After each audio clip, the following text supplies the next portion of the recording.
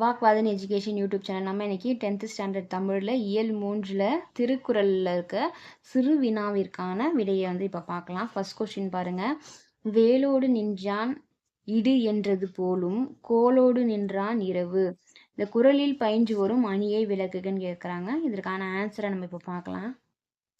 இந்த கொஷின் பாருங்கள், ஏப்ரல் 2023 எக்ஸாம்லேயும் கேட்டிருக்காங்க.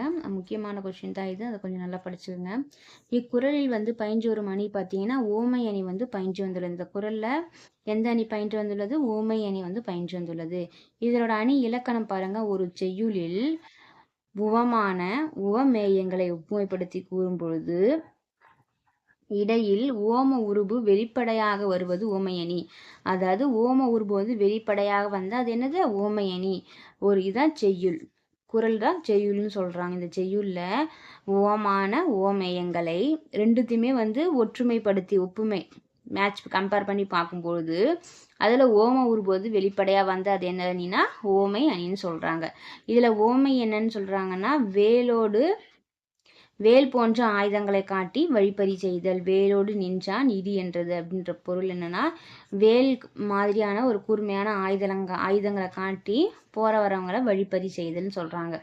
உவமேயம் எதை சொல்றாங்கன்னா, அரசன் தன் ஆட்சி அதிகாரத்தை கொண்டு மக்களிடம் வரி விதித்தல். கோலோடு நின்றான் இரவு, அதாவது வேலோடு நின்றான் இடி என்றது போலும் கோலோடு நின்றான் இரவு அப்படின்னா ஒரு நாட்டினோட அரசன் வந்து தன் ஆட்சி அதிகாரத்தை கொண்டு அவனுடைய ஆட்சி அதனால் வரக்கூடிய அதிகாரத்தை கொண்டு மக்களிடம் வந்து வரி விதித்தல். இது ரெண்டுத்தையுமே வந்து கம்பேர் பண்ணுறாங்க.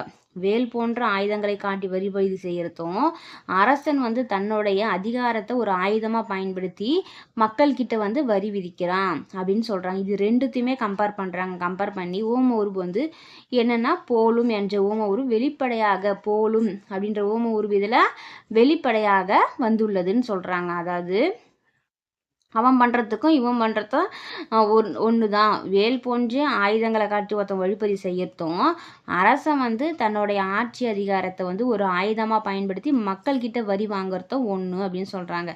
அதான் அணி பயின்ற விதம் எப்படி பயின்று வந்திருக்குன்னா, ஆட்சி அதிகாரத்தை கொண்டுள்ள அரசன் தன் அதிகாரத்தை கொண்டு மக்களிடம் வரி விதிப்பது வேல் போன்ற ஆயுதங்களை காட்டி வழிப்பறி செய்வதற்கு நிகரானதாகும். அதுக்கும் இது நிகரானதுன்னு சொல்கிறாங்க. இதில் பார்த்தீங்கன்னா போலும் என்ற ஓம உருபு வந்து வெளிப்படையாகவே போலும் அப்படின்ற ஓம உருபு வெளிப்படையாக டைரக்டாகவே நமக்கு தெரியுது. அப்போ ஓம உருபு வெளிப்படையாக வந்துள்ளதுனால இது வந்து ஓமை அணி பயின்றுள்ளது அப்படின்னு வந்து எழுத போகிறோம். அவ்வளோதான். 2-3 தடவை ரீட் பண்ணி பார்த்து எழுதி பாருங்கள், உங்களுக்கு ரொம்ப ஈஸியாகவே இருக்கும். இப்போ அடுத்த கொஸ்டின் பார்க்கலாம்.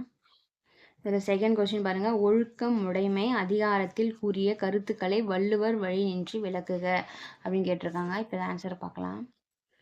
ஒழுக்கத்தினோட சிறப்பை பற்றி சொல்கிறாங்க. ஒருவருக்கு அனைத்து சிறப்புகளையும் தருவது ஒழுக்கமே. அவ்வொழுக்கத்தை உயிரினும் மேலாக கருதி காத்தல் வேண்டும். ஒருவனுக்கு எல்லா சிறப்புகளையுமே எது தருதான்? ஒழுக்கம் தான் தருதுன்னு சொல்கிறாங்க.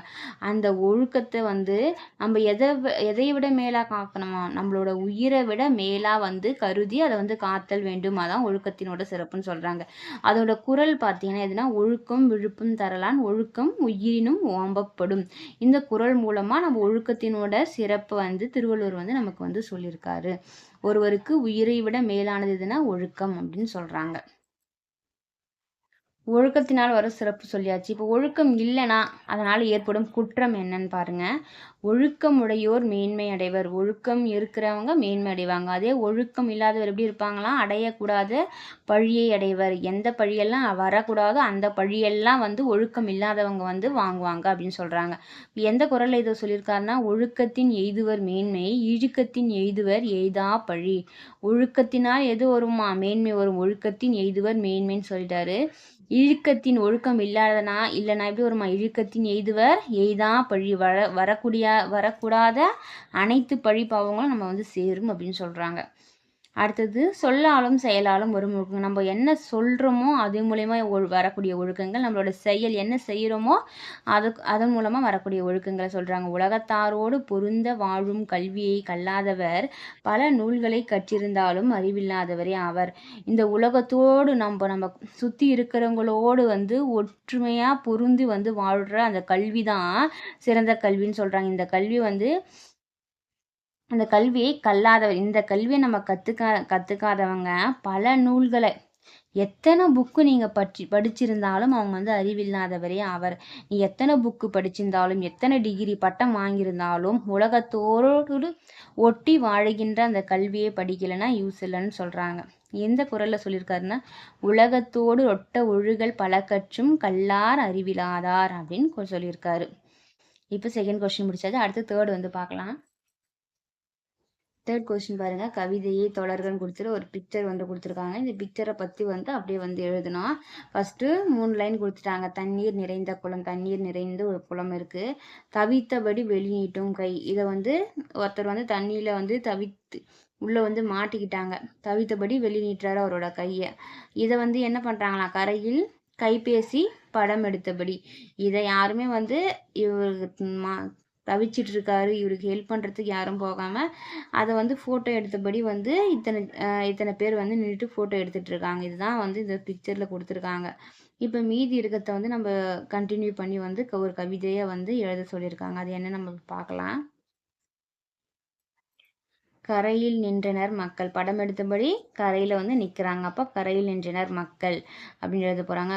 அப்புறம் கை உதவி கரம் நீட்டி அழைக்க. ஒரு கை வந்து உதவி கரம் நீட்டி என்னை காப்பாற்றுங்கன்னு அழைக்கிற மாதிரி இருக்குது. அப்போ கை உதவி கரம் நீட்டி அழைக்க. கை உடனடியே நீட்டி படம் எடுக்க. ஆனால் அதை கை நீட்டி எல்லாமே படம் தான் வந்து எடுக்கிறாங்க. அப்போ கை உடனடியே நீட்டி படம் எடுக்க. அப்புறம் கரை ஓரம் ஒதுங்கி நின்ற பித்தனோ கடகடவென்று ஓடிச் சென்று இவர்தம் கரம் நீட்டி கையை பிடித்து தூக்கி காப்பாற்றினரன்றோ.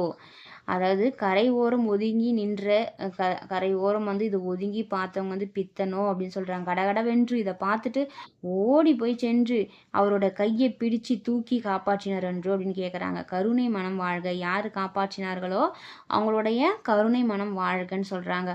பித்தனா இல்லை, அவன் தான் அவனா பித்தனா, அவன் இல்லை, அவன் தான் வந்து மனிதன். யார் காப்பாற்றினார்களோ அவங்க தான் என்னது சிறந்த மனிதன் சொல்கிறாங்க. மனிதநேயம் சாகவில்லை, மனிதன் தான். மனிதநேயம் சாகவில்லை.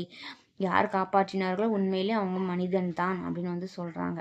யாராச்சும் ஒருத்தவங்க உதவிக்கு நம்மளை அழைக்கிறாங்கன்னா அதை வந்து இப்போல்லாம் வந்து ஃபோட்டோ எடுத்து இன்ஸ்டாவில் போகலாம், யூடியூப்பில் போகலாம் அப்படின்னு வந்து இல்லாமல் உண்மையாகவே வந்து ஐயோ அவங்க தவிக்கிறாங்க, அவங்களுக்கு ஏதாச்சும் ஒரு ஹெல்ப் பண்ணணும்னு போய் உடனடியாக போய் ஹெல்ப் பண்ணுறாங்க பார்த்தீங்களா, அவங்க தான் உண்மையான மனிதன் அப்படின்ற மாதிரி இந்த கால சூழ்நிலைக்கு ஏற்ற மாதிரி இந்த பிக்சரை கொடுத்து வந்து எழுத சொல்லியிருக்காங்க. அது நீங்கள் போனால் உங்களோட கற்பனையில் கூட இன்னும் கூட எப்படி எழுத முடியுமோ உங்களுக்கு உங்கள் கற்பனை திறனில் வந்து எழுதலாம். இப்போ இந்த திருக்குறளில் இருக்கிற நம்ம வந்து குருவினாவும் சிறுவினாவும் வந்து ஃபுல்லாகவே வந்து பார்த்துட்டோம்.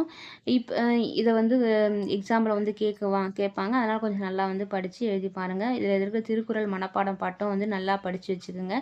திருக்குறள்லாம் வந்து எந்த ஸ்பெல்லிங் மிஸ்டேக்கும் இல்லாமல் வந்து எழுதி பழக்குங்க. உங்களுக்கு எக்ஸாமில் வந்து ஃபுல் மார்க் கண்டிப்பாக வந்து கிடைக்கும். இந்த வீடியோ வந்து பிடிச்சிருந்தால் லைக் பண்ணுங்கள், ஷேர் பண்ணுங்கள், சப்ஸ்கிரைப் பண்ணுங்கள். நன்றி.